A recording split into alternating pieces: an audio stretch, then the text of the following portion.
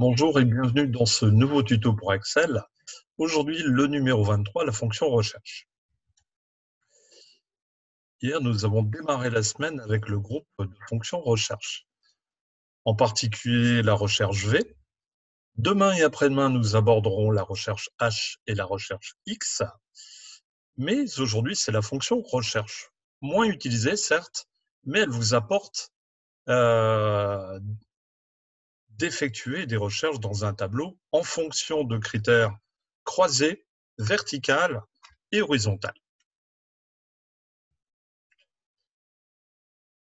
Alors, dans ce classeur, une seule feuille aujourd'hui. Donc, la feuille énoncée, c'est sur celle-ci que nous allons travailler. J'ai déjà préparé au préalable 3 groupes de cellules et je les ai nommés. Donc, ces 3 groupes, je vous montre effectivement pour créer des groupes. On le verra ultérieurement à quoi servent les groupes de cellules, mais on va les trouver ici sous l'onglet Formule et dans le gestionnaire de noms. Donc, on voit les 3 groupes de cellules que j'ai créés.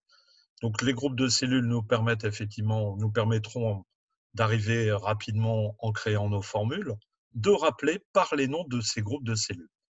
Donc, il y a le groupe emploi, donc c'est les cellules qui vont être représentées ici. Le groupe taux et le groupe fixe.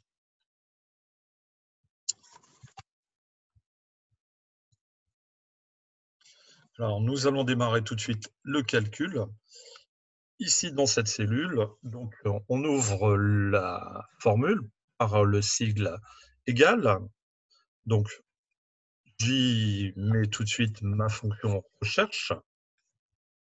Donc, dans le groupe, on aperçoit les 4, donc V et H et X que nous parlerons dès demain. Double-clic sur la fonction. Alors, le premier paramètre, c'est de mettre la valeur recherchée. La valeur recherchée, elle est ici, donc je vais rechercher des critères selon ce paramètre vendeur. C'est la cellule D8. Point virgule. Ensuite, on va mettre où cherche-t-on ce paramètre. Donc, je vais y indiquer ici, plutôt que de sélectionner, j'aurais pu choisir les 2 cellules. Mais comme je vous disais, effectivement, j'ai décidé de créer des groupes. Donc, je vais venir dans ma barre de formule. Donc, rappeler simplement le groupe emploi. Quand je mets les premières lettres, il apparaît. Il me suffit de le sélectionner. Virgule. Alors ici, je recherche le fixe par rapport au paramètre vendeur. Donc le fixe, je vais maintenant mettre la zone de recherche du fixe. Donc je vais appeler le groupe de cellules fixe.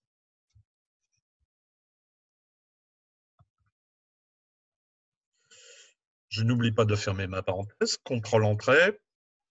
Ici, donc j'ai bien pour le premier vendeur, Monsieur Decroix Frédéric. Ce vendeur-là touchera en fixe 880 €. Je n'ai plus pour les autres vendeurs qu'à tirer ma poignée pour copier la formule dans toutes les cellules. Ici, on va faire de même pour la colonne commission. Donc, recherche. Valeur recherchée, c'est toujours donc par rapport au vendeur, la cellule D8, point virgule. Ici, quand on recherche les commissions, je vais d'abord mettre où recherche-t-on ce paramètre, toujours dans la rubrique emploi.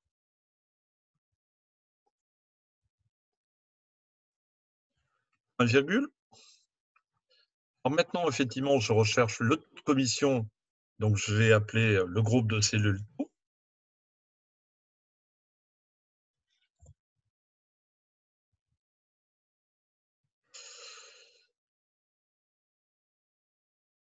Donc, je referme ma parenthèse, mais maintenant, je vais impliquer un calcul. Alors, ce calcul, ça va être multiplié par le chiffre d'affaires du mois de ce vendeur.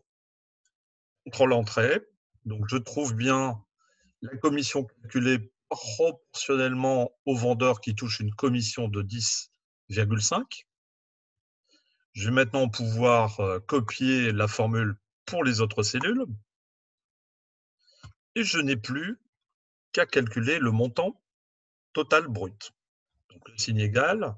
Pour dynamique, toujours mon calcul, je vais sélectionner les cellules, plus, CTRL-Entrée, double-clic si l'on souhaite, donc recopier la formule en dessous. Et voilà, donc l'exercice est maintenant terminé. J'espère que vous avez apprécié. Vous pouvez toujours télécharger l'exercice dans le lien sous la vidéo. On se donne rendez-vous dès demain pour la suite. En attendant, je vous souhaite une agréable soirée. Au revoir.